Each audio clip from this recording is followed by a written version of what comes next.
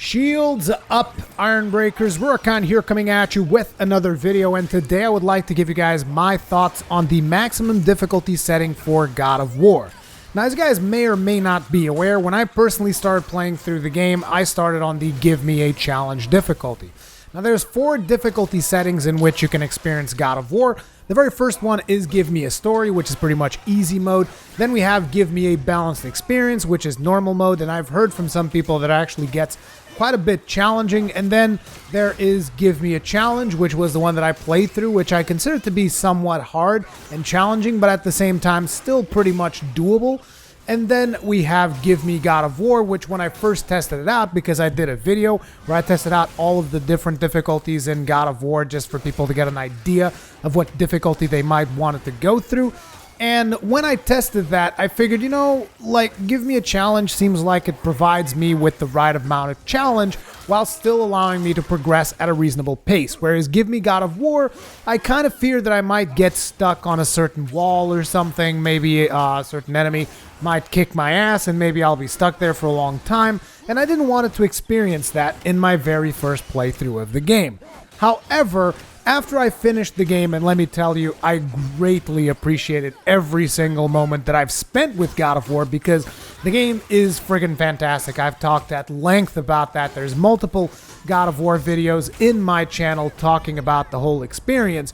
And playing through it and Give Me a Challenge for my very first playthrough, I think was the ideal difficulty for me personally. Now, that doesn't mean that it has to be the ideal difficulty for everyone. It's just I felt like I was being challenged while at the same time I was still able to take some chances and sometimes make some stupid moves like, hey, I'm just gonna ultimate do one of my runic attacks right now and see if it works.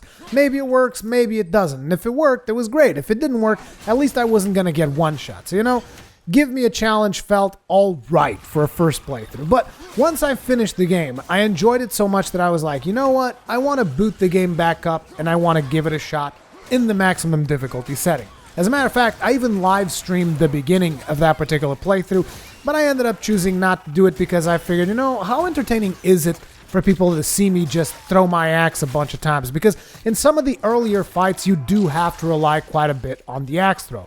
And I will elaborate a little bit more on that particular mechanic of why you have to throw your axe so often early on in the game. But for now, suffice it to say that I did a live stream of me playing through the game in maximum difficulty. I played for 2 hours, I think. I don't know if it was exactly 2 hours or not.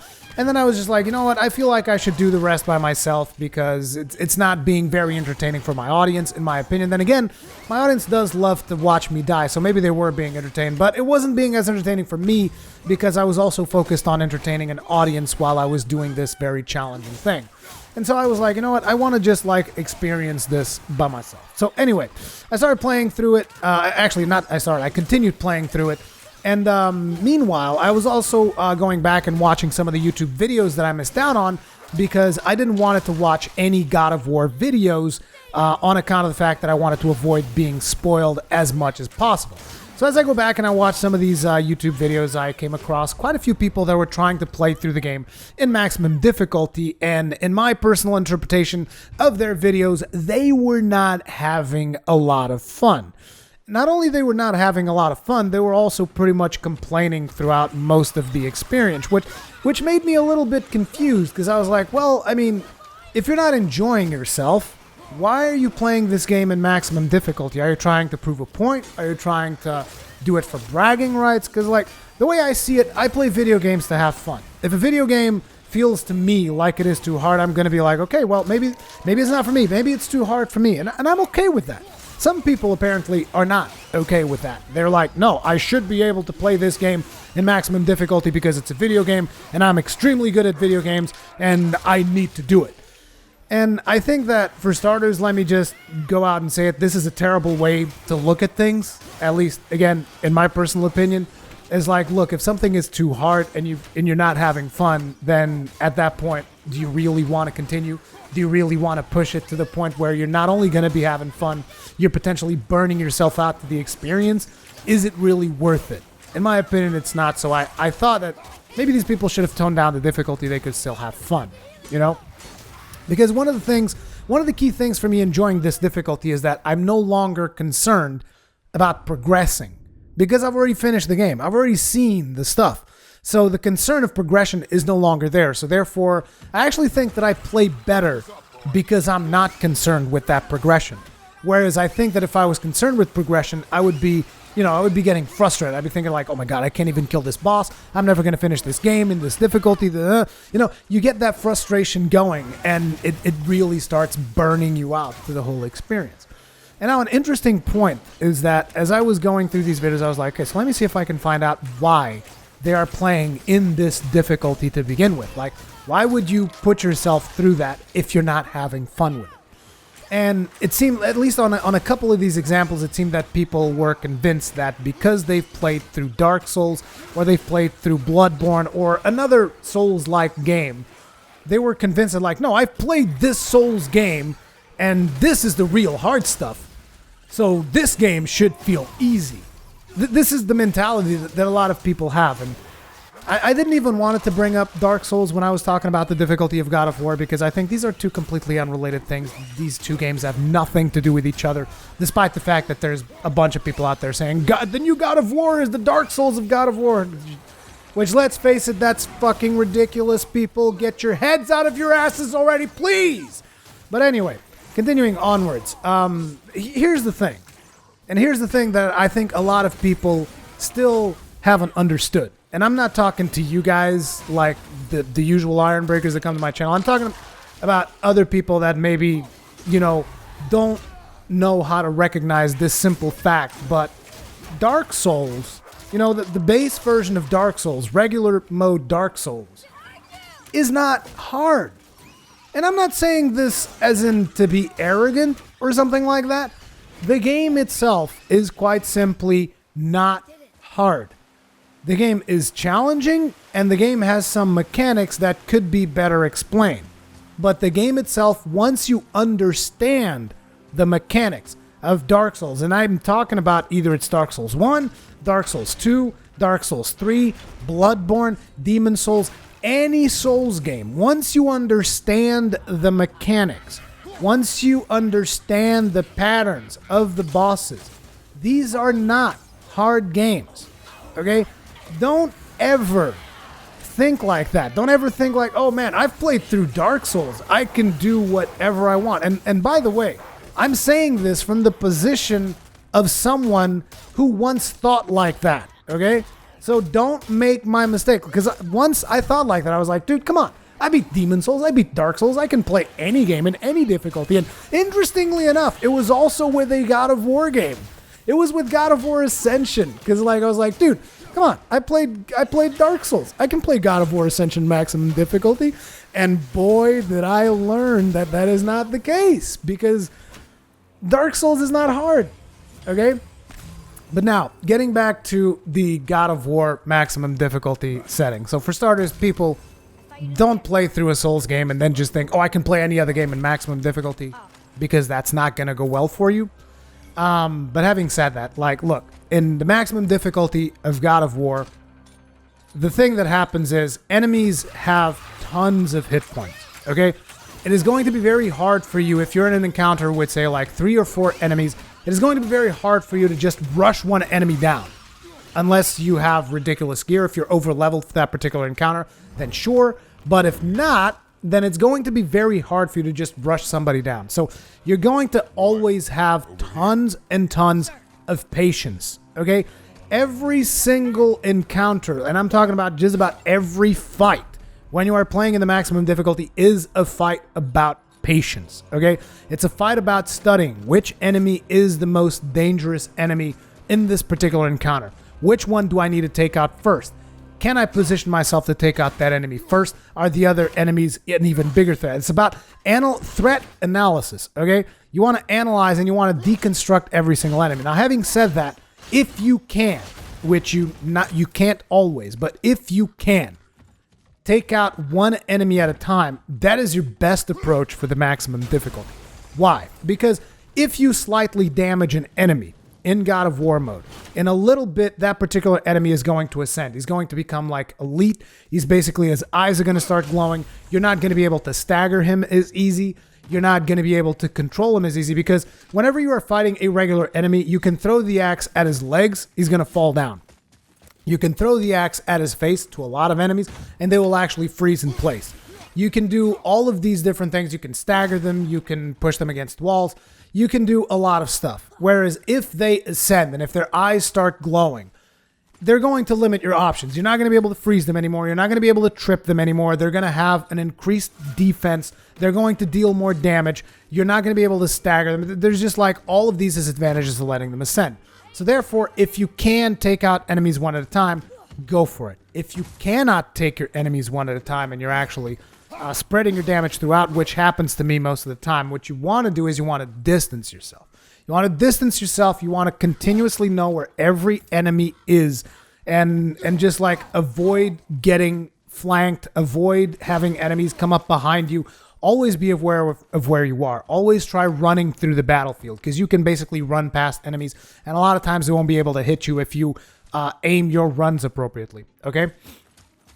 And naturally, a big tool in being able to deal damage without taking damage yourself is the axe throw.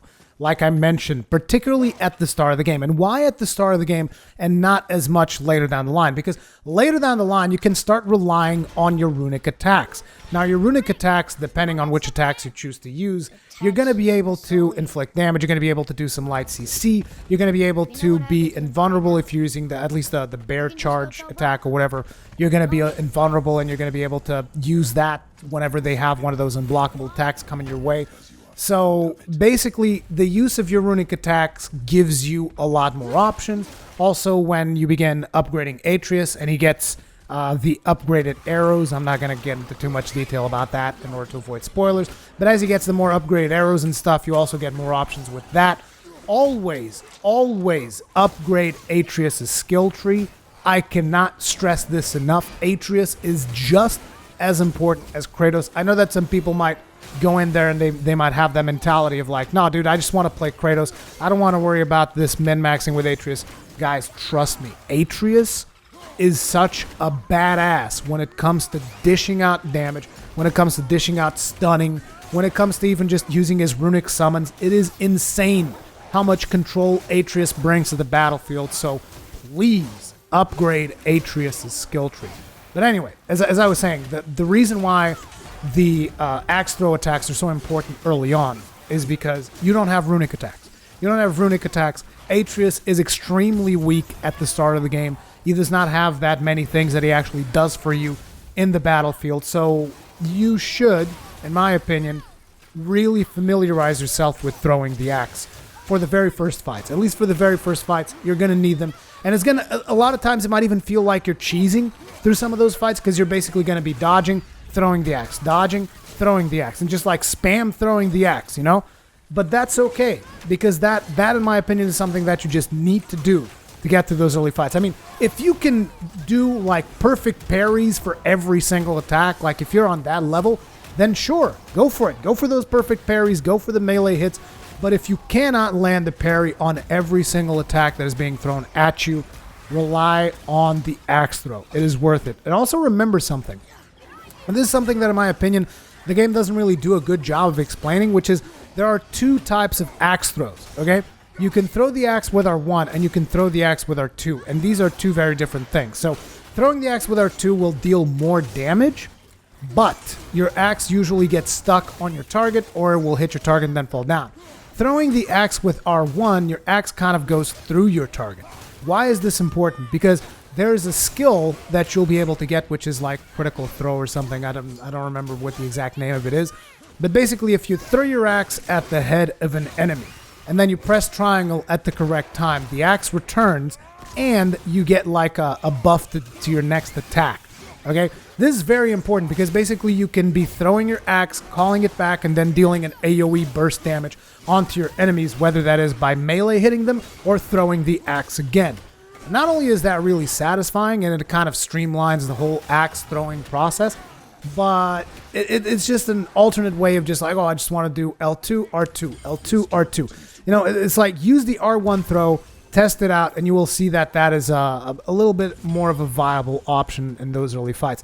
And even in the later fights as well, because a lot of times I will find myself like in a situation where I'm about to die, but I'm also very close to finishing a fight. I will usually go for the safe thing of like moving away and then just throwing the axe at them. Like, that's fine. At least in my opinion, that's fine. I am playing the maximum difficulty, therefore I'll be like, Luke, dude, I'll use every tool at my disposal, okay? Having said that, it is also pretty cool for you to try for certain enemies. If you see that the stun gauge is filling up pretty fast, you might want to put the axe away, go for the stun, and then get the brutal finisher. That is also very much worth it in that particular difficulty. I mean, that is worth it in pretty much any difficulty, but particularly in that one, because if you can just like single out an enemy and just instantly take him out, that is going to really make the rest of that fight a lot easier. Now just remember, use your runics, use your Spartan Rage. Usually I tend to save my Spartan Rage for whenever I'm about to die, because using the Spartan Rage will regenerate a little bit of your health, so it's kind of like it's almost like a second wind type of deal. Remember to optimize depending on what you're facing. Like if you're in Alfheim and you're fighting Dark Elves, you might want to use the augments that actually give you reduction to Dark Elf damage, because they exist. And like I said, that you might also further down the line, you might use poison resist augments or fire resist augments, depending on the threat that you are actually fighting. So consider using those things. I mean, I'm not saying you have to. I'm just saying if you're struggling in a certain area, those things are an option. Min-maxing at every step of the way. Make sure that you upgrade your armor, upgrade everything that you are using. Really decide what type of playstyle you want to go on and try to optimize that particular playstyle as much as possible, because I gotta tell you, the more I play in that difficulty, the easier the game has gotten. Like, the hardest fight is that fight where when you fall off the bridge very early in the game and there's a bunch of draugrs. Like, that fight to me, up until this point, which at this point I just completed Alfheim, up until this point, that fight has been the hardest fight in the whole game, which is surprising, right? Because it's very early on, but that's the reason. You don't have the tools to deal with that amount of enemies. You don't have all of the abilities that you actually have later down in the game, and that's why it's so hard. All I can tell you is that it does get considerably easier the more you play and the more you like decide on your specific playstyle, and you start upgrading your armor and do side quests. Do as many side quests as you possibly can, or at least as many as you feel that you are able to complete. I mean, if you see that you are struggling with a certain enemy that is going to one-shot you every time, don't force yourself to go through that enemy. But if you can kill a lot of enemies for side quests and upgrades and stuff like that, like, go for it, because that stuff makes twice the impact of when you're playing in lower difficulties. So keep that in mind. But having said that, I think it is very much doable, and it is not as hard or impossible as some people are labeling in their videos. So yeah, I think you guys should try it out if you're interested, but don't force yourself to do it on your first playthrough if you're not having fun. And that is the most important thing. If you are having fun playing on the hardest difficulty, go for it. If you're not having fun though, don't burn yourself out and enjoy the game. Okay, you guys? Enjoy the game. Thank you very much for watching. If you guys enjoy my videos, remember, hit that subscribe button, hit that bell icon, and hit the notifications thing so that you actually receive the notifications. And I'll see you guys in the next one.